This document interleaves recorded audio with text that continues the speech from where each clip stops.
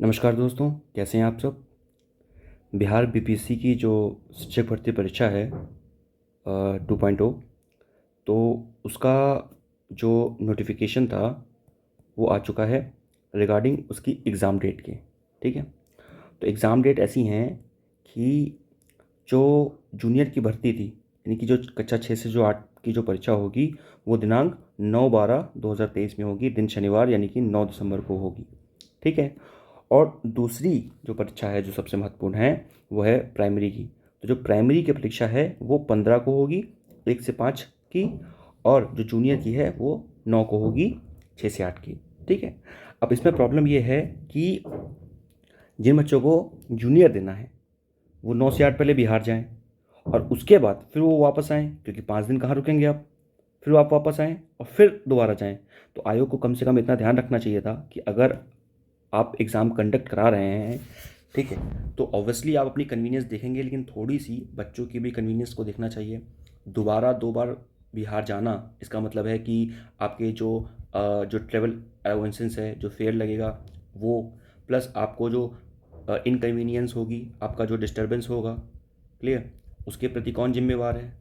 ठीक है, तो कहने का मतलब है कि कई सारी प्रॉब्लम्स हैं यहाँ पर, लेकिन अब क्या करें। अब आयोग का जो नोटिफिकेशन आया है, जो सूचना आई है, उसके आधार पर हमें जो 9 तारीख को, 9 दिसंबर को हमारी दिन शनिवार के दिन हमारी कक्षा 6 से 8 की गणित और सामाजिक विज्ञान दोनों की परीक्षा होगी।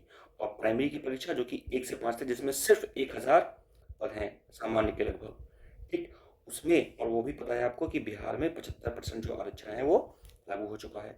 ठीक, तो वो होगी हमारी 15 तारीख को। अब इसमें एक और चीज़ बाकी है कि कई बच्चों ने बिहार का बीपीएससी, जो बिहार का एसआई है, वो भी भरा था।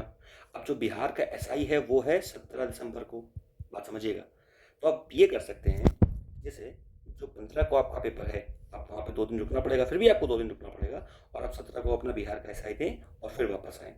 ठीक, लेकिन अगर किसी का एमपीपीसीएस भी है, ठीक, तो एनटीपीसीएस भी 17 को है। यानी कि अगर किसी ने, कोई ऐसा व्यक्ति है, कोई ऐसा विद्यार्थी जिसने बिहार बीपीएससी भी भरा हुआ है और एनटीपीसीएस भी भरा हुआ है, तो उस कंडीशन में वो सिर्फ एक ही पेपर दे पाएगा।